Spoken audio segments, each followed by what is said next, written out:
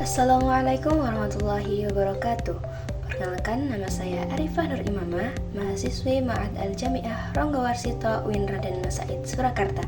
Di sini saya akan sedikit menjelaskan mengenai salah satu materi metode penting dalam kajian penetapan hukum Islam ketika suatu hukum tersebut tidak ada dalil nas yang jelas ketetapannya.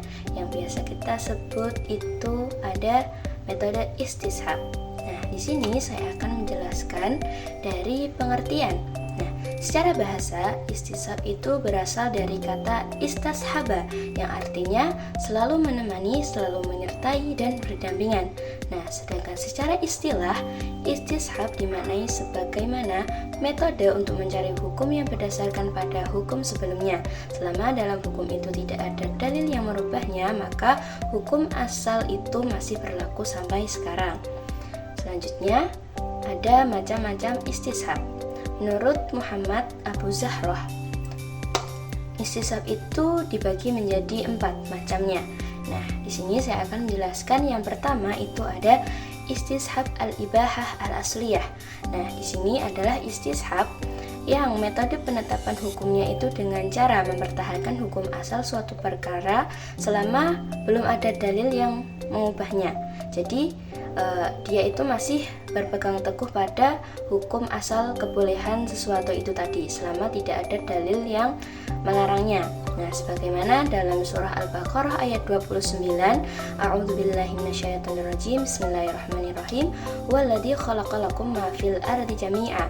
Nah, di ayat tersebut menunjukkan bahwa segala sesuatu yang diciptakan Allah di bumi ini itu hukumnya itu mubah atau diperbolehkan selama tidak ada dalil yang melarangnya. Selanjutnya ada di dalam kaidah fikih, yaitu ada al-aslu fil asya'i al-ibahah hatta yadullu dalilu ala tahrim. Hukum asal segala sesuatu adalah mubah sehingga ada dalil yang menunjukkan keharaman. Terus yang kedua ada al-istishab al-bara'ah al-asliyah. Nah, di sini adalah istishab dengan metode hukum syariat itu berdasarkan keadaan asal yang bebas dari sesuatu atau tidak dihukumi atau tidak ada hukum taklina. Dalam kaidahnya itu ada al-aslu bara'atu dhimmah, yaitu pada dasarnya setiap seseorang itu bebas dari tanggungan.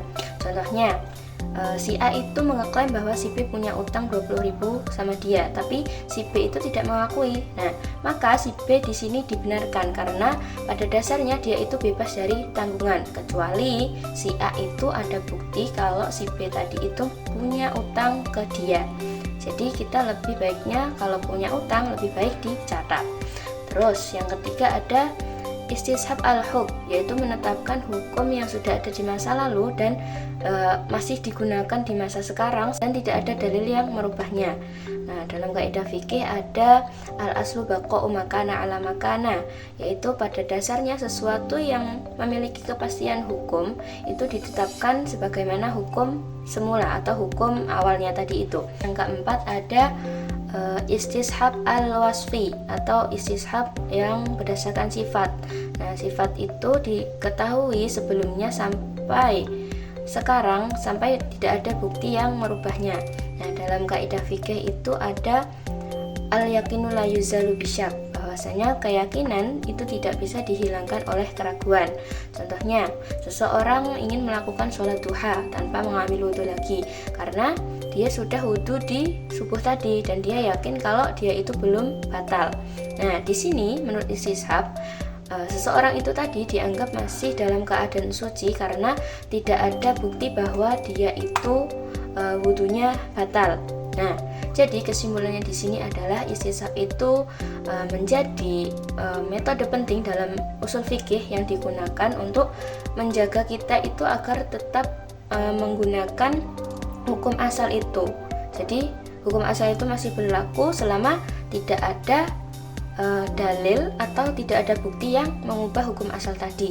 Nah, istishab ini membantu kita untuk mencegah keputusan yang berdasarkan keraguan atau dugaan sementara. Nah, istishab itu lebih mempertahankan hukum yang sudah ada sehingga kita bisa memakai hukum sebelumnya itu sebagai patokan kita kayak tidak langsung membatalkan gitu loh. Jadi masih mempertimbangkan hukum sebelumnya selama tidak ada bukti atau dalil yang menunjukkan keharaman.